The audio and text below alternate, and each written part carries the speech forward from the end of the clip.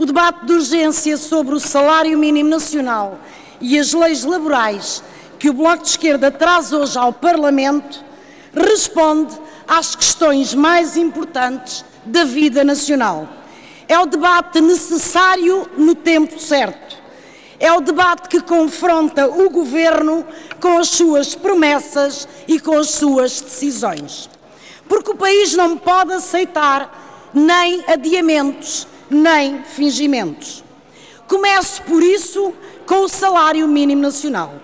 O Governo reuniu-se hoje de manhã, decidiu não decidir nada sobre o assunto. O salário mínimo deveria passar dentro de 15 dias a 500 euros por um acordo negociado, prometido e assinado há anos. É o Governo que tem na sua mão a decisão.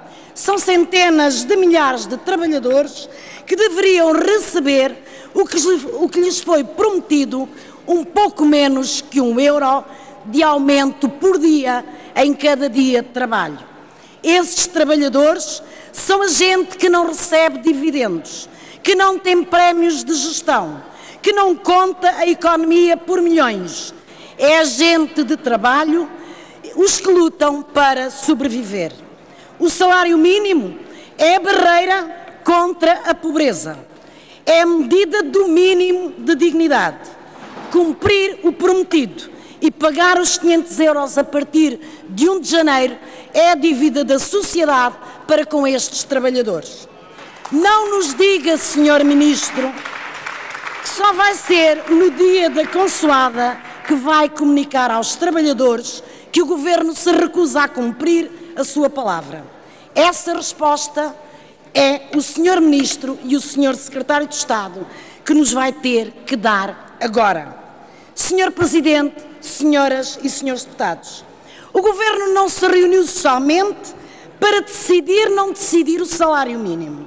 Reuniu-se também para tomar uma medida de fundo, alterar uma vez mais a lei laboral para facilitar os despedimentos.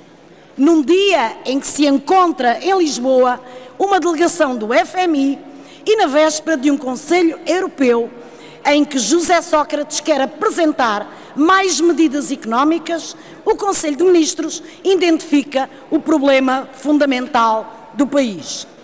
Há 609.400 pessoas desempregadas. Este ano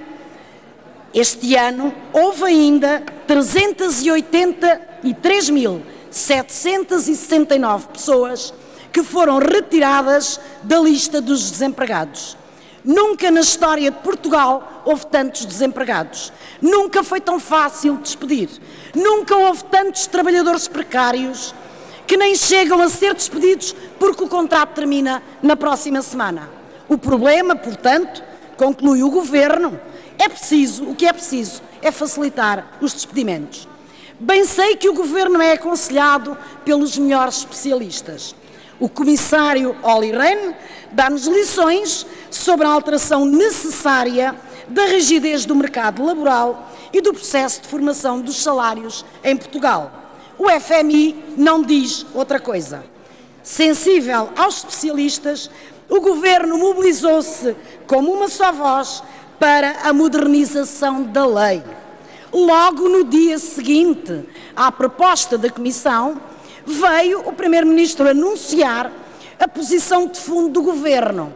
A resposta é sim. E dentro de dias direi qualquer coisa. No outro dia, o Ministro das Finanças esclarece tudo. Não estão fora de hipótese alterações ao Código de Trabalho. Acrescenta logo o Ministro da Economia que são necessárias mudanças no domínio do Código de Trabalho para simplificação administrativa. Depois entra a Ministra do Trabalho a advogar que é preciso optimizar o atual Código de Trabalho. Já só falta mesmo saber a opinião do Sr. Ministro dos Assuntos Parlamentares para conhecer toda a cornucópia de especialistas na liberalização da lei laboral. Aqui está então uma proposta que o Governo tem vindo a seguir. Um fundo para financiar os despedimentos.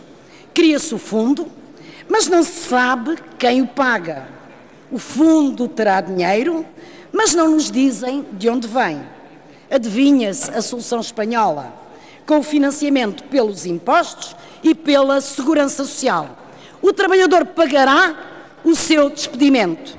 Eis a magnífica invenção do autoritarismo liberal no seu esplendor. Mas estou certa que quer o Sr. Ministro, quer o Sr. Secretário de Estado, Walter Lemos, esclarecerão agora todos os detalhes sobre este fundo e sobre as novas medidas para facilitar o despedimento, porque exatamente e só a esta hora está a decorrer a conferência de imprensa dando conta das decisões do Conselho de Ministros.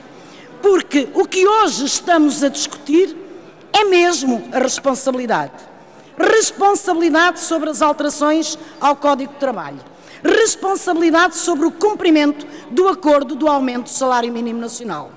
Porque já conhecemos como começou e por onde continua esta lamentável novela. O Governo já reduziu a abrangência do subsídio de desemprego, já cortou os apoios sociais, como o Abono de Família, e, é claro, não aceitou tributar nem as mais-valias das empresas, nem os dividendos dos acionistas.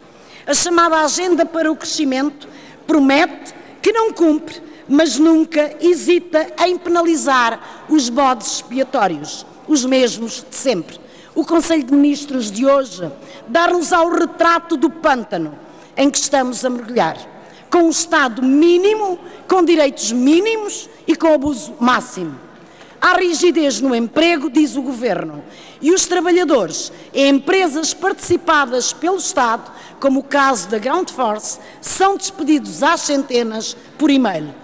Se a sua solução para o desemprego, Sr. Ministro, é facilitar os despedimentos, não concluímos só que o PS se converteu completamente ao liberalismo e autoritarismo mais agressivo, concluímos também que o Governo desistiu do país. É essa a urgência deste debate.